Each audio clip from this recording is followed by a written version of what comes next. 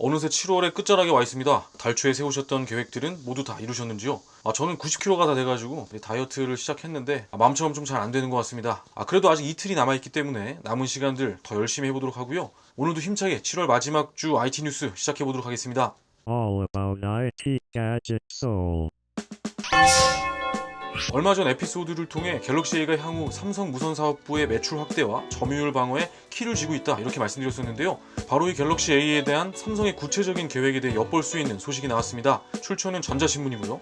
차기 갤럭시 A에도 트리플 카메라와 전면 디스플레이 지문인식이 들어간다는 이야기인데요. 메스티지를 공략하게 될 이 갤럭시 A와 향후 등장하게 될 갤럭시 X를 포함한 플래그십 라인업들 간의 차이를 구분지어줄 폴더블 디스플레이나 S펜과 같은 몇 가지 뚜렷한 차별화 포인트들이 마련되어 있기 때문에 A 시리즈에 좀 더 힘을 실어줄 수 있는 토대가 마련되었다 이렇게 추론해 볼 수 있겠습니다. 이런 상황에서 살펴볼 가장 중요한 점은 기존의 A 시리즈의 가격대를 유지할 수 있느냐는 것인데요. 이와 함께 향후 출시될 플래그십 제품들의 모델별 가격 역시 갤럭시 A의 가격과 함께 내년 1, 4분기를 기점으로 개편될 삼성의 스마트폰 제품 전략의 성패를 가늠해 볼 수 있는 주요 포인트가 될 것 같습니다.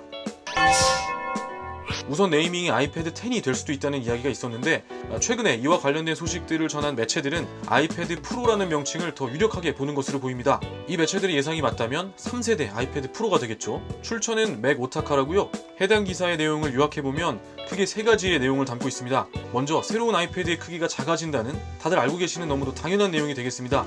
그래도 간단히 정리해보면 좌우의 너비가 크게 줄어들긴 어렵겠죠. 원래도 이 좌우측의 베젤은 좁았기 때문에 중요한 부분은 상하의 크기를 얼마나 줄일 수 있냐는 것일 텐데요. 맥 오타카라의 이야기대로 새 아이패드가 나온다면 12.9인치 모델 기준 아이패드의 크기가 좌우로는 약 22cm에서 21.5cm 정도로 약 2% 정도 줄어들게 되고 높이는 그러니까 상하로는 무려 7%가량 줄어들게 됩니다. 체감상으로도 느껴질 만큼 의미 있는 외관 크기의 변화가 기대된다. 이렇게 정리할 수 있겠습니다.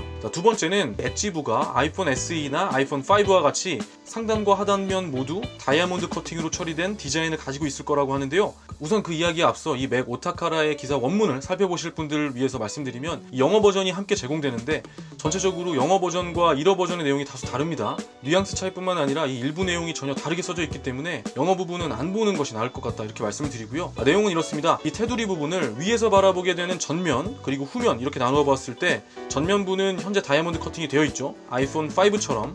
그리고 후면부는 현재 아이패드가 곡면으로 처리되어 있는데 바로 이 후면부도 함께 다이아몬드 커팅으로 처리하겠다는 거죠.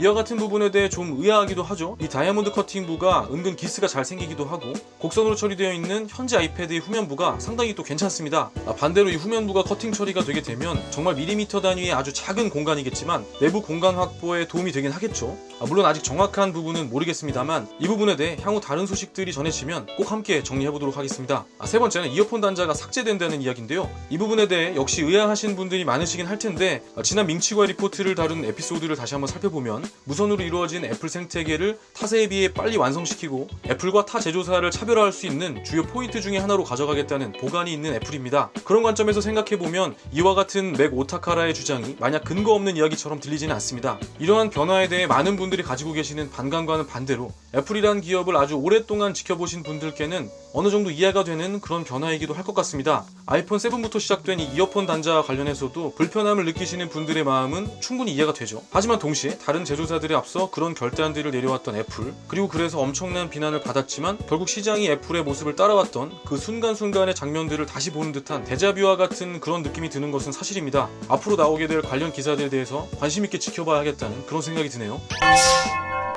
출처는 머니투데이고요. LG 시그니처는 다들 아시죠? LG에서 생산하는 다양한 가전제품들의 프리미엄 라인을 이 IMC 차원에서 시그니처란 이름으로 묶고 프리미엄 이미지를 강화하는 그런 전략입니다. 이 시그니처 브랜드에 포함이 될 LG전자의 새로운 스마트폰이 7월 30일부터 예판에 들어가고 내달 13일에 정식으로 출시한다는 그런 내용입니다. 간단히 정리해보면 자급제 전용이고요. 300대 한정, 그리고 제품의 가격은 199만 9,800원입니다. 이 제품의 베이스는 얼마 전 출시가 된 V35 신Q이고요. 그 밖의 내용을 정리해보면 정리해보면 제품과 지갑 케이스의 각인 서비스를 제공하고 사은품은 무려 뱅앤올룹슨 베어플레이 H9i라고 하고요. 이 사은품 관련해서 베어플레이 H6부터는 다들 비슷비슷하게 생겨서 조금 오해하실 수도 있긴 한데 우선 아시는 것처럼 좋은 헤드폰임은 두말할 나위 없고요. 특히 i9 같은 경우는 인터넷 최저가로 구매해도 60만원대 중후반대 고가의 제품인 것은 맞습니다. 그래도 여기까지 들으시는 과정에서 좀 심기가 불편하신 분들도 있으시죠. 지금이 또 새 휴대폰을 내놓을 때냐, 정말 왜 이러냐, 이런 이야기 제 주변에서도 많이 하시는데 맞습니다. 그런 부분이 아예 없지는 않지만 그래도 신제품 출시와는 구분을 해야 된다는 그런 의견도 있죠. 사실 브랜딩 측면에서 이루어지는 마케팅 일환의 이벤트로 보는 것이 맞겠습니다. 어찌되었든 이 199만원대의 휴대폰의 주인이 될 특별한 300분은 따로 계실 테니까 가젯서울은 V40에 더 초점을 맞추도록 하겠습니다. 꾸준히 가젯서울에서 정리해나가고 있는 그런 부분이죠. 9월에 발표될 애플의 3개의 아이폰 중 저가형 6.1인치 아이폰이 또다시 연기될 것이라는 전망이 나왔습니다.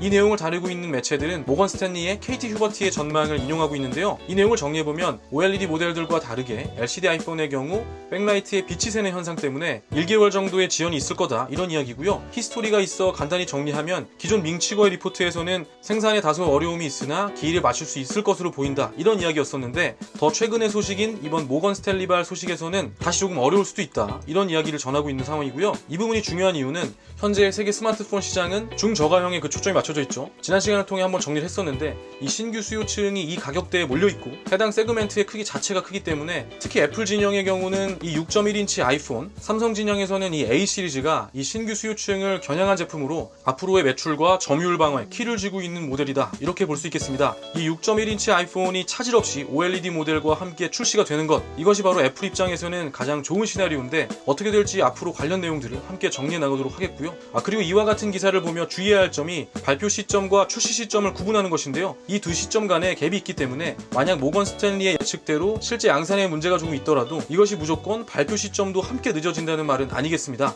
정말 양산이 1개월 늦어지는지 이에 따라 발표도 함께 늦어지는지 구분해서 계속해서 정리해 나가도록 하겠습니다. 2018년의 7월도 어느새 이틀밖에 안 남았습니다. 저는 이번 여름은 특히 몸 관리를 못한 탓인지 감기로 앓고 나니까 아까운 한 달이 어느새 끝나가는데요. 여러분들께서는 올여름 건강하게 나시길 기원합니다. 8월에는 노트9의 발표와 아시안게임이 있죠. 이어서 9월까지 V40와 아이폰 발표가 이어지기 때문에 즐거운 여름이 될 것이다 확신하고요. 이제 정말 얼마 안 남았기 때문에 기다리는 그 설레임으로 행복한 하루하루 보내시길 바랍니다. 다음 시간에 다시 찾아뵙겠습니다. 시청해주셔서 감사합니다.